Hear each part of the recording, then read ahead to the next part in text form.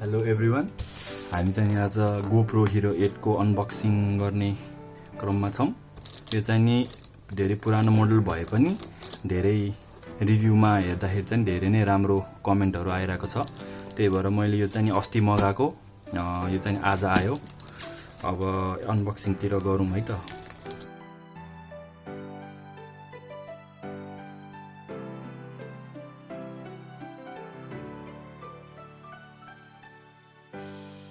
यो चाहिँ नि मैले चाइनाको JD.com भन्नेबाट अनलाइन अर्डर गरेको हो। यसको चाहिँ नि प्राइस 3188 RMB परेको छ। यो चाहिँ नि अहिले मैले चाहिँ नि गोप्रो मात्र नभएर बन्डलमा किनेको हो। सो लेट्स सी के आउँदो रहेछ भित्र।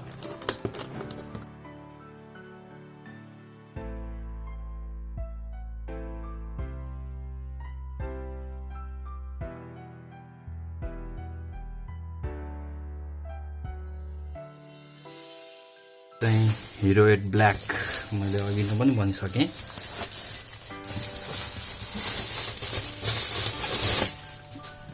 पहिला सुरुमा दुईटा खाली बट्टामा केही त आएको छ कि छैन हेरौँ।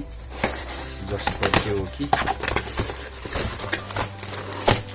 ए हैन रहेछ, खाली बट्टा। त्यसमा चाहिँ नि मैले बन्डलमा किनेकोहरू एक्सेसरिजहरू रहेछ।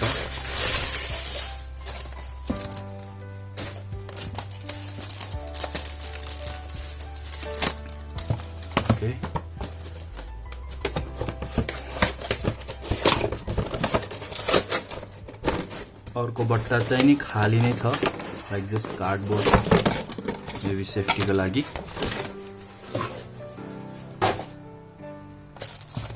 यो चाहिँ नि मैले बन्डलमा हेर्दाखेरि चाहिँ नि दिस वान वाज फ्री, किनभने यो चाहिँ नि फ्लोटिङ ह्यान्ड ग्रिप हो।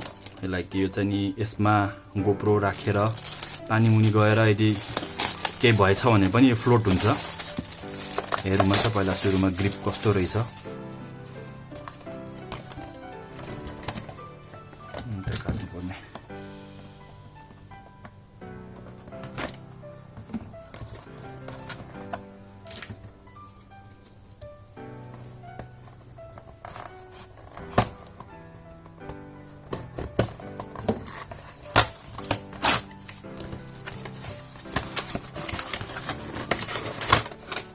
Okay, this is the grip. GoPro Go grip. It's very light. यसलाई साइडमा राखौँ। अब मेन GoPro तिर अनबक्सिङ गर्न लागौँ। कसरी हुन्छ? ओ यसरी रहेछ। Okay, maybe I'm opening it from the back side. Okay, like this. Okay, बक्समा के आउँदो रहेछ हेरौँ। मेरो बिल भयो, त्यसपछि 128 GB को XDXC SD कार्ड भयो। यो पनि बन्डलमा इन्क्लुडेड थियो, त्यही भएर बक्स भित्र नै छ। त्यसपछि यो सर्डी भन्ने ह्यान्डल ग्रिप मिनी एक्सटेन्सन पोल प्लस ट्राइपड पनि हो। त्यसपछि जेन्युन चार्जर र ब्याट्री, अनि लास्टमा चाहिँ नि द मेन चिज जो चाहिँ गोप्रो हो। ओके, सो यो बट्टा भित्र केही छ कि इन्स्ट्रक्सन्स म्यानुअल हो। आई थिङ्क केही छ होला, त बाहिरै हुन्थ्यो है। Okay, let's take it side. Okay, so बट्टा भित्र चाहिँ यति आएको छ है यो, and this one is free. So let's do the unboxing. अब यो त SD कार्ड हो है, सो यसलाई त केही गर्नु पर्दैन, सबैलाई थाहा भयो के हो। त्यसपछि गरौँ यो सर्टी भन्ने।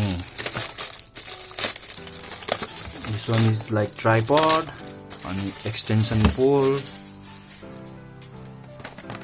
लेट्स सी भित्र के कस्तो रहेछ।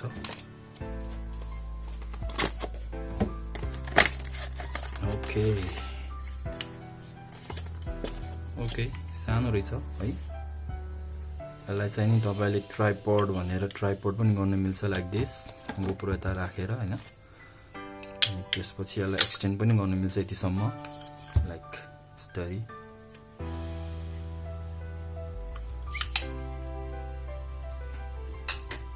त्यसपछि आएर ब्याट्री खोलौँ ड्युल ब्याट्री चार्जर हो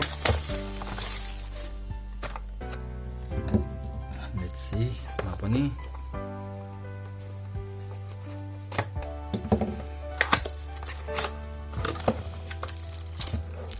ओके एउटा ओरिजिनल ब्याट्री GoPro को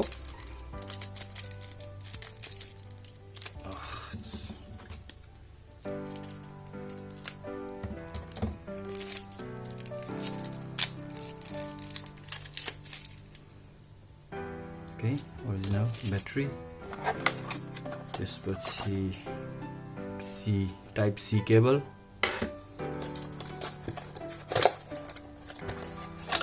त्यसपछि GoPro को चार्जर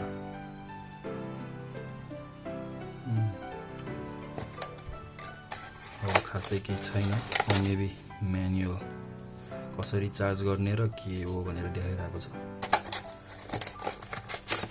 यसमा रहेछ अनि अर्को चाहिँ नि यो प्रोडक्ट इन्स्ट्रक्सनहरु यसलाई पनि साइडमा राखौं ओके अब जाउँ GoPro Hero 8 मा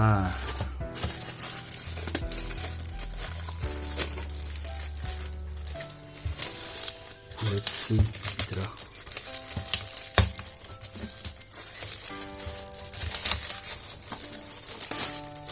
ओके यसमा चाहिँ यो सील जस्तो रहेछ so that it means like it has not been opened राम्रै हो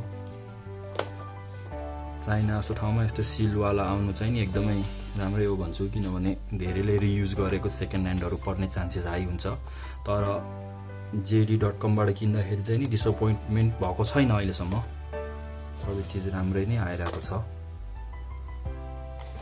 है so let's open from here यतातिर निकाल्ने रहेछ यो seal okay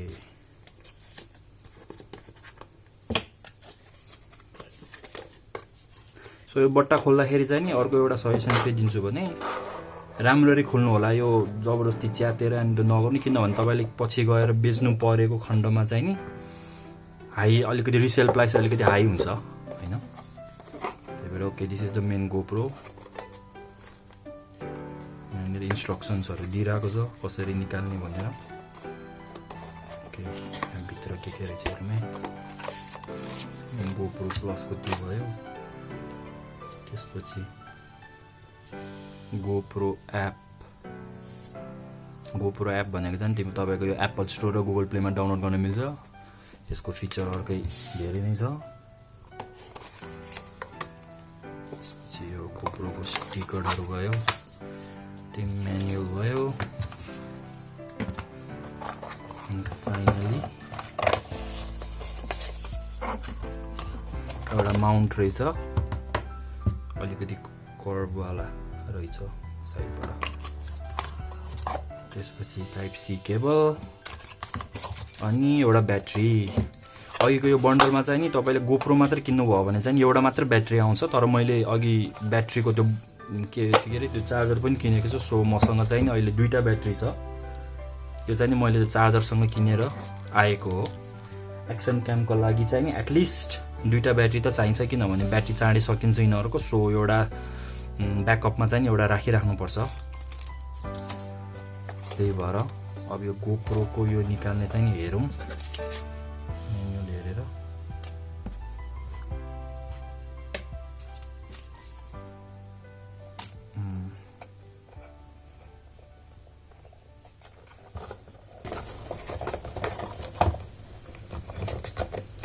okay change Q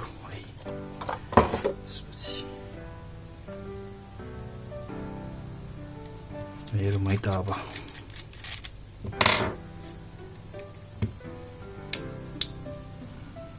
okay this is GoPro Hero 8 फर्स्टमा on गरिहालौँ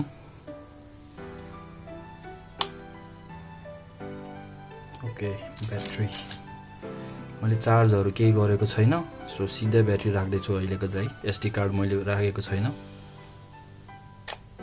Okay, let's start it now.